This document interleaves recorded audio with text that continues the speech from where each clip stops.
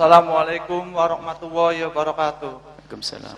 Allahumma sholli ala sayidina Muhammad wa ala ali sayidina Muhammad. Ini Buya, saya mau bertanya.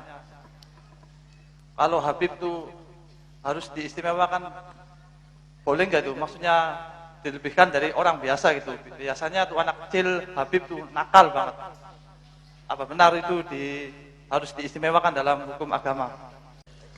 Masya Allah, hubbul abaib. Nah ini pembahasan nih. Mungkin baru datang nih, baru majelis insya Allah. Tidak apa-apa.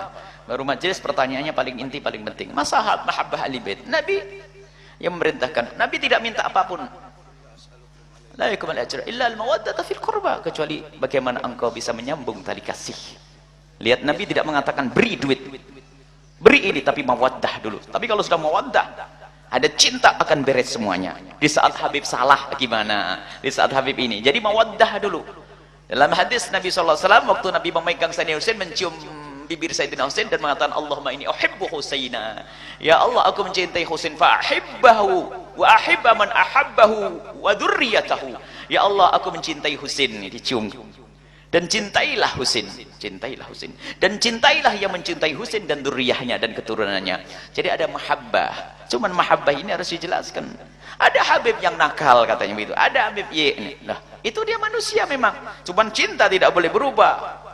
Cuman kadang-kadang menjadi kedengkian, wah Habib pasti gitu, Habib. Nah, ini sudah masuk kedengkian yang tidak diperkenankan. Habib lagi itu pasti. Kadang-kadang kalau Habib bermaksiat, tepuk tangan. Wah, Habib memang gitu, Habib lah. Berarti hati kita sudah enggak benar. Kita ingat, kita pernah tanya kepada guru Al-Habib Abdullah bin Muhammad Bahrun, gimana nyikapi jika ada habaib yang tidak benar? Dari habaib yang nakal, suruh ngelihat, pandang dia seperti kau melihat anakmu. Kau apakan anakmu? Kau buang? Tidak. Akan tapi akan kita benahi. Kita akan berjuang untuk menyelamatkan. Kita tolong kalau cinta. Di saat baik wajar, baik. Mungkin kalau dengan habaib baik memang betul gampang. Cuman beri pertanyaan mendasar itu penting. Kalau habaibnya lagi nggak baik bagaimana? Bukan berubah kau menjadi benci, apalagi kau tepuk tangan karena Habib melakukan kesalahan tuh Habib tuh. Itu ada kedengkian yang tersembunyi, dan naudzubillah dengki dengan dzurriyyahnya Nabi. Kalau salah tetap kita katakan salah, akan tapi caranya bagaimana agar habaib tersebut bisa kembali ke jalan yang Allah ridhai, dengan cinta, dengan kasih.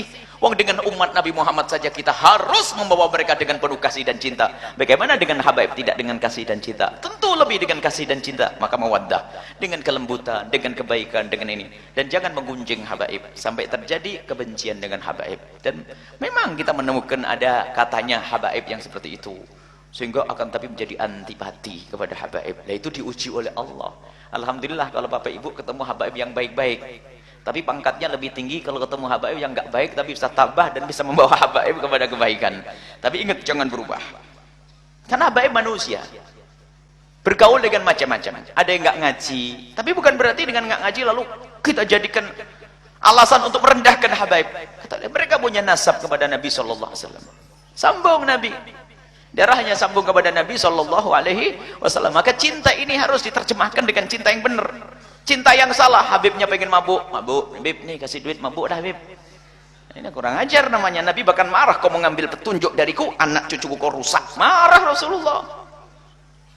Jadi makna kecintaan harus diistimewakan. Iya, maknanya diistimewakan memang dari cinta.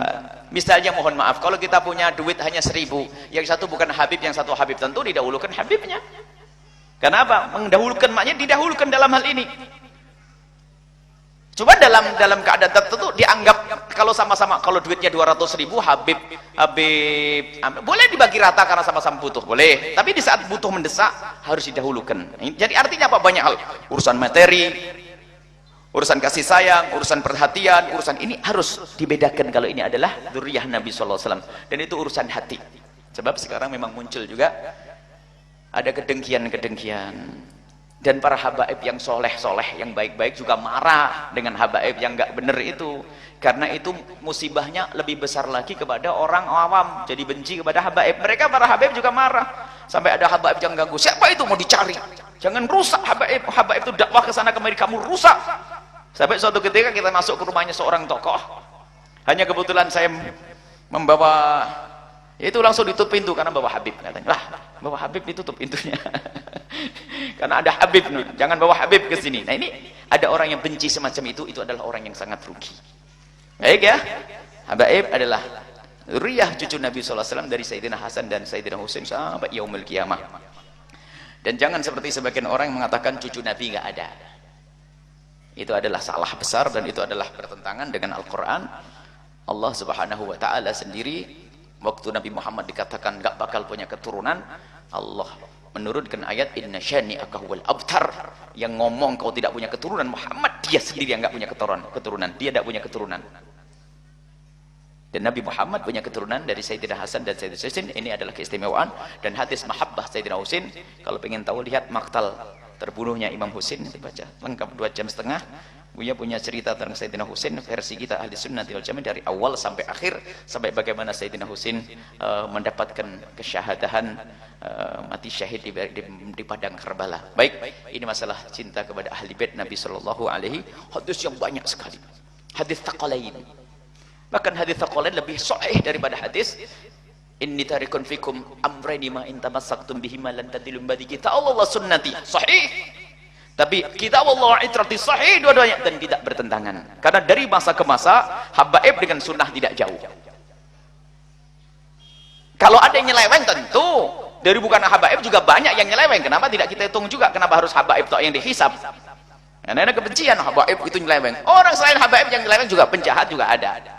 Cuman seolah-olah selain habaib salah benar semuanya. Enggak juga. Ini manusia punya yang maksum hanya Rasulullah. Habaib salah, tapi mahabbah harus ada. Bahkan harus kerinduan kita untuk menolong mereka lebih besar lagi. Karena itu adalah cucu Nabi. Kita ngambil hidayah dari Nabi. Kita ingin selamat melalui Nabi. Bagaimana kita melihat cucu Nabi nggak selamat kalau kita biarkan? Ditanya oleh Rasulullah sallallahu alaihi wasallam. Insyaallah ya.